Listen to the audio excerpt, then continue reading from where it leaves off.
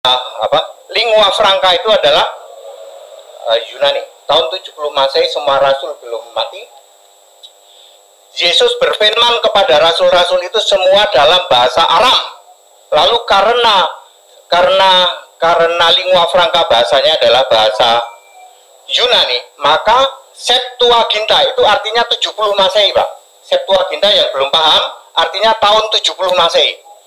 Tadi Bapak sempat singgung Septuaginta, lalu Bapak bilang bahwa itu tahun 70 Masehi. Padahal saya Septuaginta itu abad yang ketiga, Pak. Itu sebelum Masehi. Tuhan Yesus belum datang juga, belum lahir juga, itu Septuaginta sudah ada. Bagaimana Bapak bilang 70 Masehi, berarti Tuhan Yesus sudah naik ke surga. Jadi yang mau saya tanya, Bapak punya data dari mana sampai bilang Septuaginta itu 70 Masehi? Ya, Septuaginta tahun 70 Masehi. Septuaginta itu bahasa Latin artinya 70. Iya, 70 tapi apa kan 70 Masehi? Tadi Bapak bilang Masehi. Yes, 70. Karena yang mengubah dari bahasa Aramaik. Yesus kan berfirman pada Matius, Markus, Lukas, Yohanes pakai bahasa Aramaik. Lalu karena bahasa internasionalnya adalah bahasa Yunani, maka digantilah menjadi bahasa Yunani. Berlaku hal yang sama 1963. Septuaginta yang bahasa Yunani dan Ibrani ini sebenarnya lama pun ada ada Yunani sebenarnya, tapi nggak laku, jarang dipakai. Dipakainya Ibrani sama Yunani. 1963 ini dieliminate bahasa Inggris semua. Itu yang saya mengatakan millesimo, ninentesimo, sexagesimo, tertium. 1963 tak latinin buat nyamain Septuaginta tahun 70. Septuaginta kan artinya 70. Baik, Ya sembuh, pokoknya 70 itu. Nanti saya juga minta Bapak buka Septuaginta, cari di Google, itu 70, tapi 70 apa? Kedua adalah mungkin ya kan sama-sama tadi bilang buatan ya.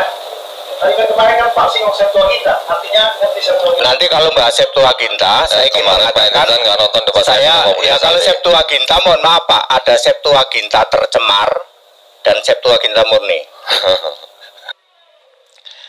Kalau saudara mau melihat ada orang yang sudah jelas-jelas salah, ngaur, tolol, tapi tidak mau mengakuinya, masih berbicara sedemikian rupa untuk meyakinkan orang bahwa dia benar, itu yang seperti nampak Henry Tandianta ini, ya.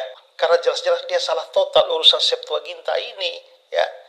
Nah, kalau dari penjelasan tadi saudara bisa lihat bahwa dia itu menganggap bahwa Septuaginta itu ditulis tahun 70 Masehi. Kata Septuaginta itu memang berarti 70, tapi dia mengartikannya dengan hubungan dengan tahun menjadi 70 Masehi.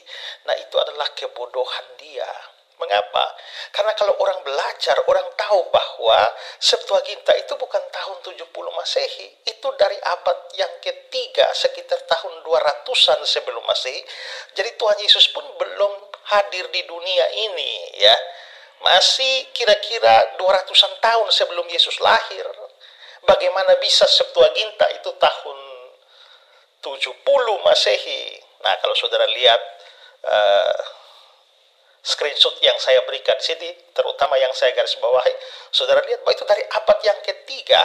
Selain itu, dia mengatakan bahwa Tuhan Yesus itu mengajar murid-muridnya itu dalam bahasa Aram, dan setelah itu baru ditranslate ke bahasa Yunani.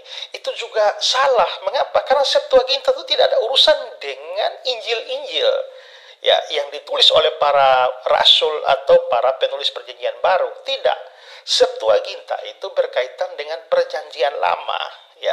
Karena perjanjian lama kita tahu ditulis dalam bahasa Ibrani, tapi sejak Alexander Agung berkuasa lalu menerapkan apa yang disebut sebagai Helenisasi, yaitu suatu upaya peyunanian, penyebaran kebudayaan Yunani di hampir seluruh dunia, maka segala hal berubah menjadi serba Yunani, arsitektur Yunani, ilmunya ilmu Yunani, filsafatnya Yunani, olahraganya Yunani, semua. Makanya orang-orang juga itu harus mempunyai nama Yunani, seperti Simon, itu nama Ibrani, tapi nama Yunaninya Petrus, ya. Misalnya Lewi itu nama Ibraninya, tapi dia harus punya nama Yunani, yaitu Matius. Yehuda itu nama Ibrani, tapi dia harus mempunyai nama Yunani, yaitu Yudas. Begitu juga nama Yesus itu itu nama Yunani, nama Ibraninya itu adalah Yosua atau Yehosua. Nah, jadi karena pengaruh Yunani sudah menjadi bahasa internasional, maka Perjanjian Lama orang sudah tidak bisa baca lagi, generasi muda sudah tidak bisa baca lagi. Nah, karena itulah maka kalau Perjanjian Lama atau tanahnya Yahudi tidak ditranslate ke Yunani, maka orang sudah tidak bisa ngerti. Generasi selanjutnya sudah tidak tahu bahasa Ibrani lagi, hanya bahasa dalam lingkup agama saja oleh orang-orang tua. Nah, juga selain itu ada Raja Ptolemais itu, Philadelphos II itu meminta kepada pemimpin Yerusalem untuk mengirim suatu kitab Taurat dengan para penerjemahnya dari Ibrani ke Yunani. Maka diutuslah orang-orang ke Alexandria, Mesir. Nah, juga per suku itu dikasih sekitar 6 orang ahli untuk menerjemahkan. Makanya kalau 12 suku ya berarti menjadi kira-kira 72 orang. Nah, lalu diambil 72 itu dibulatkan menjadi 70, maka Septuaginta itu artinya 70. Itu berkenaan dengan 72 orang penerjemah, bukan 70, bukan tahun 70. Jadi jelas bahwa si Henry Tandianta ini kayaknya bodoh sekali itu sejarah ya, tapi dia berusaha meyakinkan orang, apalagi bilang ada Septuaginta yang tercemar dan Septuaginta yang tidak tercemar itu loh. Septuaginta itu tidak ada urusan dengan Perjanjian Baru, tidak. Itu hanya Perjanjian Lama saja yang ditranslate. Tidak ada urusan dengan rasul-rasul, tidak ada urusan dengan Yesus. Ya, dan 70-nya itu bukan mengacu pada tahun 70 Masehi. Kalau tahun 70 Masehi ya Yesus sudah naik ke surga dong. Ini dari 2 abad, 3 abad sebelum Yesus lahir di dunia ini. Ya, jadi ya saudara nonton sendiri videonya dan saudara lihat ya, saya bilang tadi, kalau ada orang yang sudah salah, bodoh, sudah diungkapkan kesalahannya masih ngotot dan masih ya seolah-olah dia paling benar, nah itu dia. Lihat tuh video tadi. Nah, semoga ini juga menjadi pelajaran bagi kita ya, supaya jangan terlalu terpengaruh dengan gaya omong orang yang terlalu menggebu-gebu tapi tidak didasarkan pada data sejarah yang akurat. Yang benar Pak, pada mulanya firman Theos pahami dengan arkantos. Bapak-bapak yang di Tritunggal, kalau baca Yohanes 1 ayat 1, pada mulanya adalah firman, bahasa Yunaninya Theos toh. Pahami Theos itu arkantos, Tuhan baru benar. Pada mulanya Tuhan, Tuhan bersama-sama dengan Allah, Tuhan dan Allah adalah Tuhan adalah Allah. Wes itu benar sampai akhir Alkitab benar. Tapi begitu Anda memahami pada mulanya firman Theos, Theos ini pikirannya Allah. Theos ini apalagi apapun lah ya. Nabrak ayat Alkitab 2000 tahun nggak paham ini orang Tritunggal itu Yohanes 1 ayat 1. Ya, sekali lagi saya katakan, begitu Bapak baca Yohanes 1 ayat 1 ya, pada mulanya firman Anda kalau baca Yunani kan Theos. Pahami Theos itu arkantos, artinya Tuhan. Lalu tadi dikatakan arkantos dalam Yohanes 1 ayat 1. Itu Alkitab apa yang dipakai? Kok bisa Yohanes 1 ayat 1 arkantos itu tidak pernah ada ya, dan diartikan sebagai Tuhan? Pak, kenapa arkantos? Bahasa Yunaninya Tuhan itu arkantos Pak. Kalau Allah itu Theos. Ya, Bapak klik di Google dah ya. Tuhan itu arkantos, Allah itu Theos. Ya, pada mulanya firman pahami sebagai arkantos. Pada mulanya firman bersama-sama Theos, Allah itu Theos. Masalahnya kan Tritunggal selalu mengatakan pada mulanya Theos, Theos bersama apa Allah? Theos lagi. Ada Theos 1, Theos 2. Setan 1, setan 2. Seperti itu kah? Arkantos itu Tuhan. Ketika Bapak memahami bahwa pada mulanya adalah Tuhan, Tuhan bersama-sama dengan Allah, dan Tuhan adalah Allah, very clear, seluruh Alkitab tidak ada yang nabrak. Saya memakai Arkantos supaya aku tuh ingin saudara-saudaraku dari Tritunggal itu mosok Yohanes 1 ayat 1 2000 tahun gak clear sih Pak. Oke, saya tunjukkan Yohanes 1 ayat 1 di dalam bahasa Yunani. Tolong ditampilkan Pak Hendy, Pak, tolong lihat di belakang dan tunjukkan kata Arkantosnya di mana. Saya itu mengedukasi Bapak, pahamilah firman itu sebagai Arkantos. Di situ tidak ada Arkantos. Pahamilah firman itu sebagai Tuhan. Nah itu clear. Aku nggak ngomong di situ ada Tuhan. Saya tuh ingin mengedukasi Bapak. Kalau pada mulanya adalah Tuhan, Tuhan bersama-sama dengan Allah, Tuhan adalah Allah. Clear. Nah Tuhan itu bahasa itu apa? Arkantos. Aku tidak mengatakan di situ ada Arkantos, tidak. Arkontas ya. Sorry Pak, Arkontas ya Pak, yang benar ya. Sorry Pak. Ya benar Bapak, benar. Arkontas mungkin yang benar ya. Tuhan itu bahasa Yunaninya Arkontas, itu Bapak pinter itu. Mudah-mudahan segera ya Pak. Tuhan Pak, terima Yesus Kristus, the only one Lord and God. Selamat Pak, dijamin selamat masuk surga. Jaminanmu tuh Pak. Arkontos atau Arkantos itu tadi itu ada di ayat mana dan dengan otoritas apa saudara mengubah kata theos atau theon di sini ini menjadi Arkontos atau Arkantos itu? Silakan. Aduh, baik, silakan Pak. Aku nggak mau jawab. Saya orang ngerti juga Pak. Pak, aku ini mengedukasi Pak, tolong pahami theos atau theon itu sebagai Arkantos. Aku tidak merubah itu. Aku meminta Bapak memahami itu supaya Bapak jadi clear pada mulanya Tuhan bersama-sama dengan Allah. Orang ngerti juga. Enggak mau tahu karena pertanyaan tadi saya tidak dijawab. Saya tanya Arkantos atau Arkontas itu ada di Alkitab bagian mana, ayat mana? Silakan. Nah, gimana Pak Henry? Bapak boleh jawab? Ya, silakan dihabiskan aja Pak. Itu banyak jawab ayatnya di mana, kok masa 2 menit tak cukup? Silakan Pak. Iya Pak, saya paham juga ya. Aku meminta untuk memahami firman itu sebagai Tuhan. Lalu ditakok ke ayatnya yang ngendi ya. Firman yang sama ada di Wahyu 19 ayat 13 ya.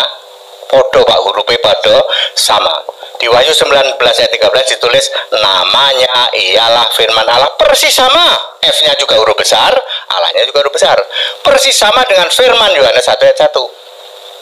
Lah nek firman itu punya nama, maka Yohanes 1 ayat 1 firman juga punya nama. Siapa dia? Yesus. Lah Yesus jadi apa firman itu? Jadi Tuhan.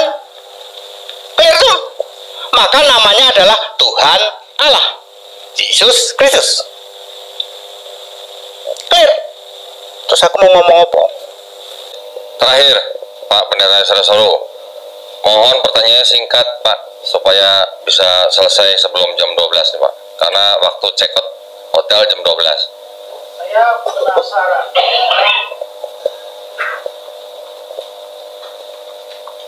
Ini untuk Pak Tandianta. Saya penasaran dengan Arkontas tadi. Kata itu tuh Bapak ambil dari kata Yunani yang ada di Alkitab atau yang nggak ada di Alkitab? Kalau ada di Alkitab, tadi Bapak belum jawab di ayat mana. Itu. Jadi yang saya tanya ayat mana? Mestinya dijawab di mana ayat itu. Baik, silakan Pak Henry Tan dijawab. Ya Pak, klik Google aja Pak. Tuhan itu bahasa itunya Arkontas. Tidak perlu. Saya hanya ingin meyakinkan ke Bapak bahwa firman yang dimaksud adalah Tuhan. Supaya nggak tahu. Kalau itu mungkin namanya Theon ya Pak, apa? Atau Theos, nggak tahu. Saya hanya mengetik di Google. Saya ingin mengatakan firman itu tolong pahami sebagai Tuhan. Saya nggak tanya Pak, yang saya tanya ayat kalau memang nggak ada ya sudah tidak ada itu. Ya, saudara sudah lihat ya. Jadi si Henry Tandianta ini kan dia kan nggak percaya Tritunggal. Nah, jadi dia merasa bahwa yang jadi soal itu Yohanes 1 ayat 1 yang membuat orang Kristen bingung. Kalau dia nggak bingung, kalau Yohanes 1 ayat 1 itu Yesus di sana itu adalah arkontas apa arkantos itu yang dia ngomong tadi itu. Nah, kan kalau saudara lihat teks Yunani-nya itu nggak ada sama sekali itu arkontas apa arkantos itu di dalam teks Yunani. Makanya ditanya oleh Pak Budi Asali itu kan, di mana bahkan sampai tunjukkan teks Yunani-nya itu loh, di mana arkantos atau arkontas itu. Tapi akhirnya dia ngaku bahwa dia tidak mengatakan bahwa di dalam Yohanes 1 ayat 1 itu ada kata arkontas atau arkantos itu. Nah, dia mengatakan bahwa dia mau atau mau mengedukasi orang supaya memahami firman di dalam Yohanes 1 ayat 1 itu dengan pengertian arkontas atau arkantos itu. Nah, jadi ditanya bolak-balik ya nggak ada di mana ayatnya. Tapi dia tetap tidak jawab pertanyaan Pak Budi Asali. Itulah sebabnya di sesi tanya jawab itu saya nanya lagi sekali lagi. Ya, dia tuh sebenarnya ngambil arkontas atau arkantos itu dari luar Alkitab atau dari dalam Alkitab. Kalau dari dalam Alkitab di ayat mana? Dan saudara lihat sendiri kan, dia tidak bisa menunjukkannya dan dia bilang bahwa pokoknya tidak ada ayatnya. Nah, maka sekarang dia mengaku tidak ada ayat. Berarti dia mengambil arkontas, arkantos itu idenya itu diambil dari luar Alkitab, tidak di dalam Alkitab, tidak dari dalam Alkitab. Nah, tapi kalau dia omong seperti itu, yaitu memakan kembali, menghantam kembali kepala dia sendiri, ya. Karena apa? Karena di awal debat itu dia sempat mengeluarkan statement seperti ini. Alkitab.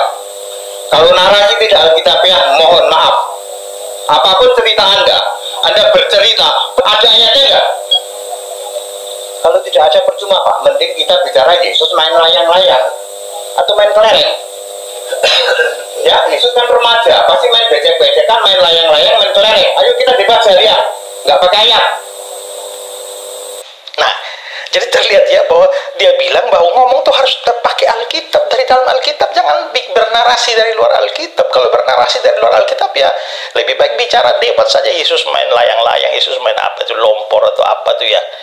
Nah, kalau sudah begini ternyata dia sendiri mengakui bahwa itu tidak ada di Alkitab. Dengan kata lain dia mengakui bahwa itu dia mengambil dari luar Alkitab. Ya sudah, kalau begitu lebih baik orang semacam ini lebih baik dia nggak usah debat lah tentang Tritunggal lah, nggak cocok lah.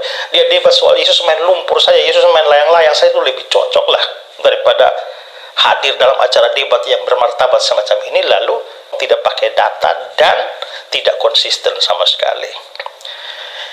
Ya, mau bagaimana lagi, memang hanya segitu aja kemampuannya. Oke. Ya, shalom aleichem.